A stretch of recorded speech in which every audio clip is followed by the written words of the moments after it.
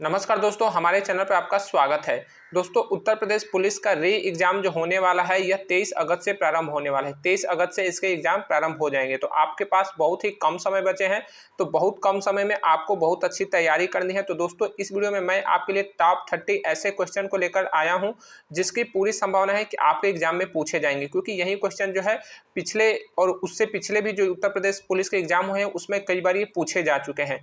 तो चलिए हम लोग अपने वीडियो को प्रारंभ करते हैं। हमारा पहला प्रश्न है कि कौन सी रेखा पृथ्वी को दो ध्रुवों में बांटती है। तो दोस्तों, विषुवत रेखा है जो कि पृथ्वी को दो ध्रुवों में बांटती है। और विषुवत रेखा पृथ्वी को कौन से ध्रुव में बांटती है? तो उत्तरी ध्रुव और दक्षिणी ध्रुव। तो उत्तरी ध्रुव और दक्षिणी ध्रुव में पृथ्वी को दो भागों में बांटती है विषुवत रेखा।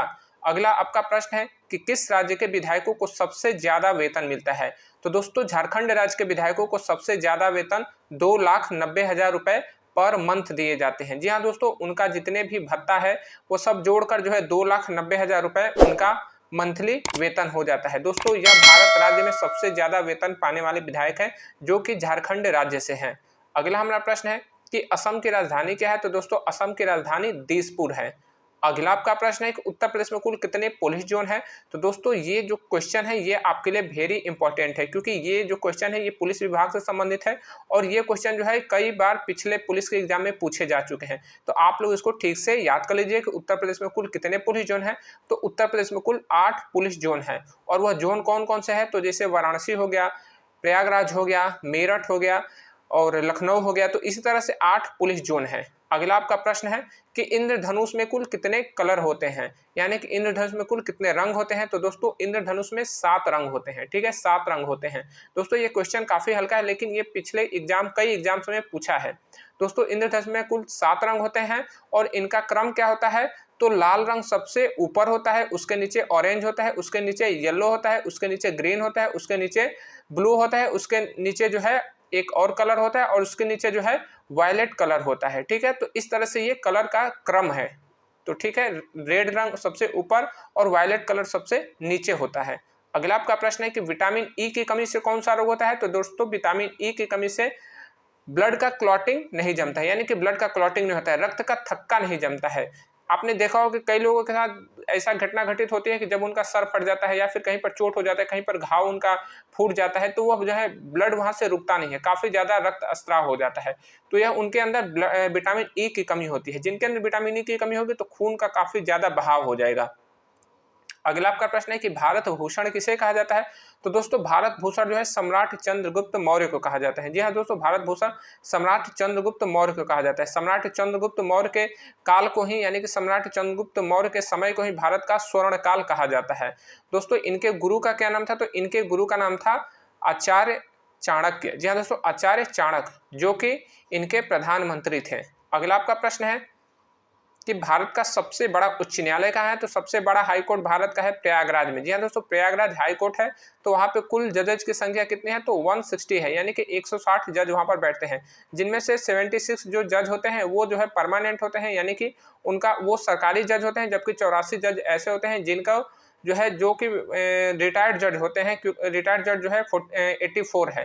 दोस्तों देखिए, हर न्यायालय में जो है दिन प्रतिदिन मामलों की संख्या बढ़ती जा रही है। जिस तरह से मामले बढ़ रहे हैं उस तरह से उसका निपटारा नहीं हो रहा है। ये हमारे भारत की जो न्याय व्यवस्था है वो बहुत ही घटिया क्वालिटी की है। इसलिए मैं कहता हूँ भारत की न्याय व्यवस्था सबसे ज्यादा मतलब घटिया क्वालिटी की है।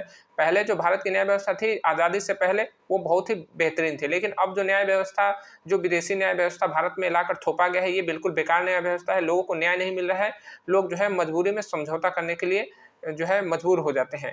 चाहे कितना भी आप न्यायालय बढ़ा लीजिए, कितना भी जज बढ़ा लीजिए, जो है इंडिया में न्याय मिलने वाला नहीं, क्योंकि यहाँ का सिस्टम बहुत ही बेकार है, बिल्कुल ये रद्दी सिस्टम है। अगला आपका प्रश्न है कि पीएनआर का फुल फॉर्म क्या होता है। तो दोस्तों, पीएनआर का फुल फॉर्म होता है पैसेंजर नेम रिकॉर्ड। जी हाँ दोस्तों, ये पैसेंजर नेम रिकॉर्ड पीएनआर का फुल फॉर्म होता है। पीएनआर का आपने शब्द सुना होगा, जब भी आप ट्रेन में जब टिकट कराने जाते हैं, जो रिजर्वेशन कराने जाते हैं, तो वहाँ पे रिजर्वेशन का जो टिकट होता है वहाँ पे पीएनआर नंबर दिया होता है।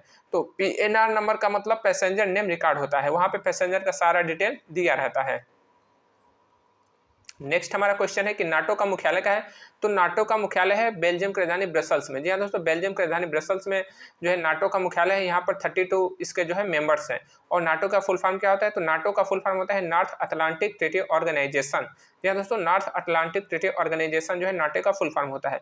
दोस्तों ये वेरी इंपॉर्टेंट क्वेश्चन है, क्योंकि ये जो है क्वेश्चन कई बार जो है हमारे एग्जाम में, खासकर पुलिस के एग्जाम में ये पूछा है। ठीक है, तो आप लोग इसको ठीक से याद कर लीजिएगा।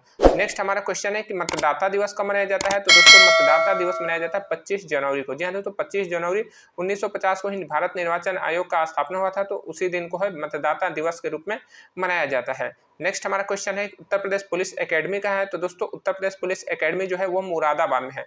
दोस्तों ये भी जो है वेरी इंपॉर्टेंट क्वेश्चन है, क्योंकि ये भी क्वेश्चन जो है हमारे पुलिस के एग्जाम में कई बार पूछा है, और ये पुलिस के एग्जाम से संबंधित क्वेश्चन है, क्योंकि उत्तर प्रदेश पुलिस अकादमी जो है काफ़ी इंपॉर्टेंट क्वेश्चन है, ये मुरादाबाद में है। दोस्तों जितने भी डीएसपी की ट्रेनिंग होती है, जो लोग जो है पीसीएस क्वालिफाई करते हैं, तो वो जब डीएसपी बनते हैं तो उनकी ट्रेनिंग जो है मुरादाबाद में होती है, क्योंकि वहीं पर उत्तर प्रदेश पुलिस एकेडमी है। और अगर क्वेश्चन आपके आ जाए कि भारतीय पुलिस नेशनल एकेडमी कहाँ है, यानी कि नेशनल पुलिस एकेडमी कहाँ है, राष्ट्र पुलिस एकेडमी कहाँ है, तो इसे कहेंगे कि हैदराबाद में है। ठीक है, हैदराबाद में नेशनल पुलिस एकेडमी है, वो उसे सरदार वल्लभ भाई पटेल पुलिस एकेडमी भी कहा जाता है। दोस्तों ये कहाँ पर है, तो ये हैदराबाद में है। यहाँ पर जितने भी आईपीएस होते हैं उनकी ट्रेनिंग होती है, तो आईपीएस की training Uttar Pradesh police academy में होती है, जबकि जितने भी उत्तर प्रदेश से जो लोग पीसीएस क्वालिफाई करते हैं और जिनको जो है पुलिस डिपार्टमेंट मिलता है, उनको जो है उत्तर प्रदेश पुलिस एकेडमी में ट्रेनिंग दिया जाता है। नेक्स्ट हमारा क्वेश्चन है कि ग्राम पंचायत सदस्य का चुनाव कौन करता है। तो दोस्तों ग्राम पंचायत सदस्य का, यानी कि जो वार्ड मेंबर होता है, उसका चुनाव जो है गांव के मतदाता करते हैं, जिनका कि मतदाता सूची में नाम होता है, जो 18 प्लस होते हैं, यानी कि जिनकी उम्र 18 साल से ज़्यादा होती है, वो ग्राम पंचायत सदस्य यानी वार्ड मेंबर का चुनाव करते हैं। नेक्स्ट हमारा प्रश्न है कि एसएसबी का आदर्श वाक्य क्या है। तो दोस्तों एसएसबी का आदर्श वाक्य है सेवा, सुरक्षा और भाईचारा। और एसएसबी का फुल फॉर्म क्या होता है, तो एसएसबी का फुल फॉर्म होता है सशस्त्र सीमा सुरक्षा बल। जी हाँ दोस्तों, सीमा सुरक्षा बल जो है एसएसबी का फुल फॉर्म होता है। इनकी ड्यूटी कहाँ होती है, तो इनकी ड्यूटी नेपाल बॉर्डर पे होती है, या फिर म्यांमार बॉर्डर पे एसएसबी की तैनाती की जाती है। अगला आपका प्रश्न है कि श्री भरत के माता का क्या नाम था। तो दोस्तों ये रामायण से क्वेश्चन है। श्री भरत के माता का नाम है माता कैकेयी। जी हाँ दोस्तों, माता कैकेयी। राजा दशरथ की 3 रानियां थी, कैकेयी, सुमित्रा और कौशल्या। तो उसमें जो भरत जी थे उनकी माता के नाम था माता कैकेयी। दोस्तों अगला हमारा प्रश्न है कि किस रसायन से नींबू से खून निकलने लगता है। तो दोस्तों ये वेरी इंपॉर्टेंट क्वेश्चन है, क्योंकि ये क्वेश्चन जो है हमारे एग्जाम में बार बार क्वेश्चन पूछा जाता है, चाहे आपका एसएससी का एग्जाम हो, रेलवे का एग्जाम हो, या फिर उत्तर प्रदेश पुलिस का एग्जाम हो, तो ये क्वेश्चन जो है बार बार पूछता है कि किस रसायन से नींबू से खून निकलने लगता है। तो दोस्तों जब भी आप नींबू को काटेंगे चाकू से, और चाकू पर अगर आप लोग मिथाइल ऑरेंज जो एक रसायन है उसको अगर आप लगा लेंगे और उसके बाद नींबू को काटेंगे, तो नींबू का रस ना निकलकर वहाँ से जो है लाल रंग का एक द्रव निकलने लगता है, और लोग कहते हैं कि ये खून है। दोस्तों ऐसा नहीं होता है। हमारे समाज में बहुत से ऐसे ढोंगी और पाखंडी लोग हैं, जो कि लोगों को मूर्ख बनाने के लिए, और खासकर बहुत से लोग जो है अंधविश्वासी भी हैं, जिनको जो है तर्क से समझ में नहीं आता है, उनको जितना अंधविश्वास में ले जाए वो अंधविश्वास को ही समझते हैं। तो धूर्त और पाखंडी लोग ऐसे लोगों को ही ढूंढते हैं, ऐसे लोगों को मूर्ख बनाते हैं, और उनके घर पर पहुंच के बोलते हैं कि आपके घर में प्रेत का साया है, भूत का निवास है, आप जो है घर को अपना शुद्धिकरण कर लीजिए। तो लोग जो है इसको पता करने के लिए वो कहता है कि आइए मैं अपने घर से नींबू लाइए, अगर नींबू आपका लाल रंग देने लगेगा तो समझिए आपके घर में प्रेत है। तो जब वो घर वाले नींबू लाते हैं, तो पहले से ही वो धूर्त जो होता है, जो धोखेबाज व्यक्ति होता है, जो पाखंडी व्यक्ति होता है, वो अपने चाकू पर मिथाइल ऑरेंज लगाया रहता है। उससे जब वो चाकू से काटता है नींबू को, तो नींबू से जो है लाल रंग का द्रव निकलने लगता है, कहता है कि ये देखो खून निकल रहा है नींबू से, और फिर वह व्यक्ति भयभीत हो जाता है। तो ऐसे ही पाखंडी लोग जो है लोगों को लूटते हैं। तो लूटने वाले लोग भी अंधविश्वास में ज्यादा रहते हैं, इसीलिए लूट जाते हैं। इसीलिए मैं कहता हूँ शिक्षित बनिए, जब तक से आप शिक्षित नहीं बनेंगे तो आपको जो है लोग लूटते रहेंगे। नेक्स्ट हमारा क्वेश्चन है कि थल सेना का मध्य कमान कहाँ है। तो दोस्तों थल सेना का मध्य कमान लखनऊ में है। दोस्तों अगर क्वेश्चन आ जाए कि वायु सेना का मध्य कमान कहाँ है, तो ये हो जाएगा प्रयागराज में। जी हाँ दोस्तों, प्रयागराज में। दोस्तों चाहे इंडियन आर्मी का हो या फिर इंडियन एयरफोर्स, दोनों का जो सेंट्रल कमांड है वो उत्तर प्रदेश में ही है। आर्मी का लखनऊ में है और वायुसेना का प्रयागराज में है। नेक्स्ट हमारा क्वेश्चन है कि पूर्व मध्य रेलवे का मुख्यालय कहाँ है। तो दोस्तों ईसीआर यानी ईस्टर्न सेंट्रल रेलवे का मुख्यालय जो है हाजीपुर में है। हाजीपुर कहाँ पड़ता है, तो ये बिहार के वैशाली जिले में पड़ता है। और दोस्तों हाजीपुर में कुल कितने जो है डिवीजन है, तो हाजीपुर में कुल 5 डिवीजन है। जो हाजीपुर है वो एक क्या है, जोन है, लेकिन हाजीपुर को 5 डिवीजन में बांटा गया है।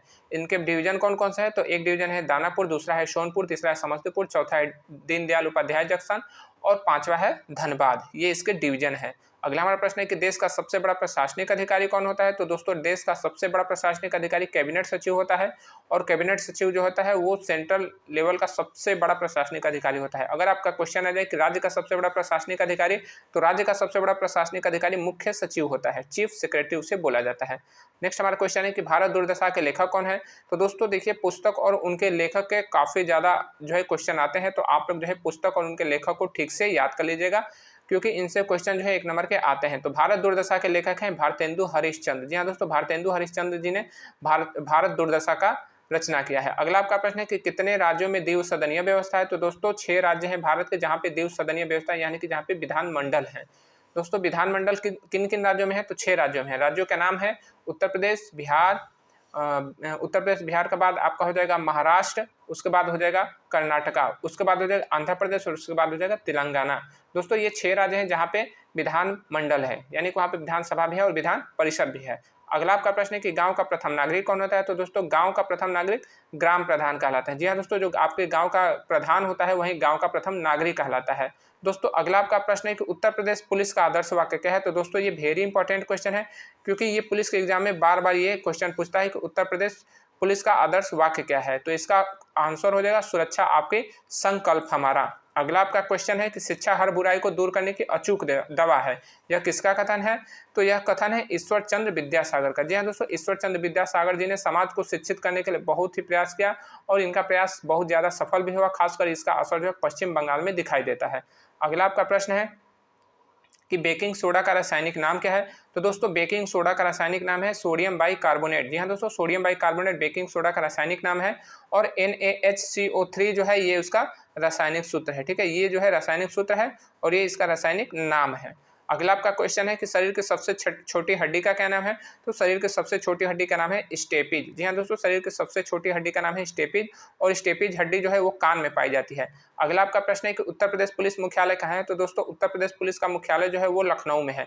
दोस्तों उत्तर प्रदेश पुलिस का मुख्यालय जो है पहले था प्रयागराज में, लेकिन अब जो है लखनऊ में इसे शिफ्ट कर दिया गया है।